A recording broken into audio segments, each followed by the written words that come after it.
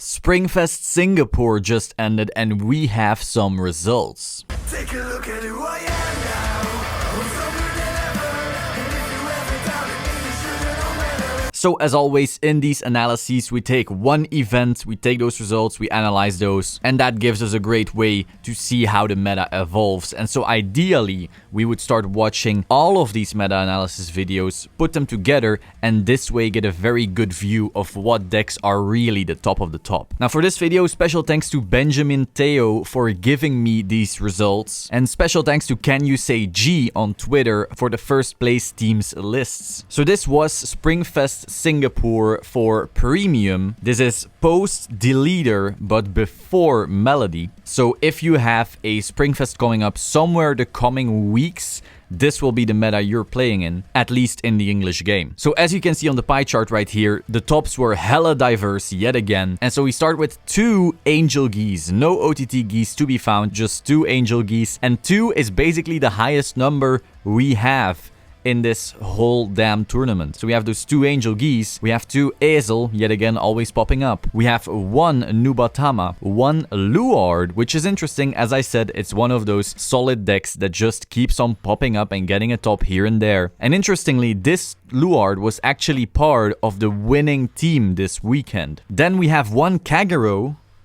Mind blown, yet again there's a Kagero. We have 1 Ange, only 1 Ange is very weird to me. I always feel like, oh, Ange is gonna pop up at least twice or something, but no, only 1. And for the first time ever, we also have a Deleter Messiah top. Even in the Japanese metagame, we didn't see major events with Deleter Messiah, and so this is basically the first major top in Premium, I believe. So that's good if you're into Deleters. So it's nice to see them finally getting a result at least, because people have been hyping them up so much, but then they kind of underperformed compared to the hype they've been getting. Then we see 1 Gear Chronicle yet again, which is really weird. Like, it's one of those clans that used to be great, but then kind of got power creeped out, but now we just see them popping up here and there every single time. Then we have 1 Mega Colony. This was the Antlion Zoa combo, so not a Geese variant. And 1 Royal Paladin. Royal Paladin, still a great deck. It can rush very well, but I'm not sure if it can rush quite as well as Ezel. However, apparently its Ezel matchup is very good. I haven't tested this, so I don't want to confirm it, but that's what people have been saying. Now, if you want to know the actual standing, we can go over that as well. The first place team had a Luard, an Angel Geese, and a Nubatama. So that sounds like a pretty solid team to me. Apart from Nubatama, Luard and Angel Geese are kind of like these good but not insane decks. So it's interesting that this team specifically got first place then. Then the second place team had the Deleter Messiah, the Kagero, and the Ezel. The third place team, which is actually more set up to be the first place team as far as deck picks goes. So as you can see in Premium, many things can happen. We have Ange, Ezel, and Angel Geese, which is like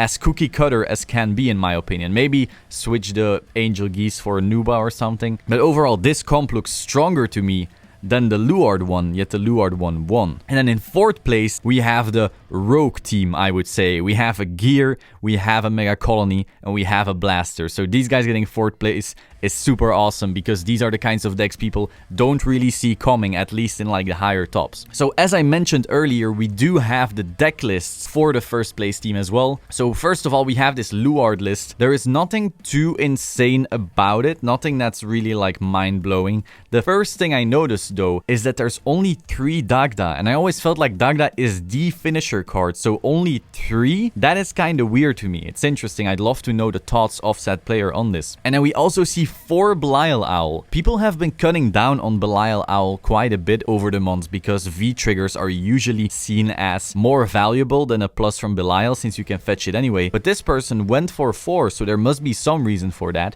It'd be interesting to get their thoughts. If you're watching this video, like, let us know. Then we have the Geese list. This is an Angel Geese list. And what's interesting here is that there's basically 2 options when you're running Angel Geese. Either you're running the No-Seal build, or you're running the Zerachiel build. Now, some No-Seal builds do run 1 Zerachiel, but they don't actually focus on it. So what's interesting is that when you're building, if you go for the Zerachiel build, you will usually create more protect markers and then try to heal those off with stuff like Zabania. The No-Seal build usually doesn't really have room for that kind of abuse, and so they run 1 or 0 Zerachiel. So this is the Zerachiel build. We see only only 2 Raphael, the healing stride, which is interesting. So we also started seeing people going harder on the rescue by running the Black Seraph Gavrail to kind of turbo out that Geese a bit faster, but then you have less healing. We also see 2 Mobile Palace. And you know, Feather Palace is like a great finisher, but this deck doesn't look to finish, so I'm interested in knowing why. Is it just to create a protect marker so you don't have to ride Metatron first, and so you can heal with that protect marker? Is it like an, oh shit, I have to ride this card? I guess so. That would make the most sense to me at least. Grade 2 lineup looks pretty standard. You have quite some 8Ks to ride so you can damage deny your opponent. Sariel kind of sets up your damage zone, especially by putting in a Zarakiel right there so you can start riding up immediately. The Zabania to force a heal with protect, and then the grade 1 lineup is pretty standard as well. We see 2 Honolly, which is great to stop loops and also kind of stop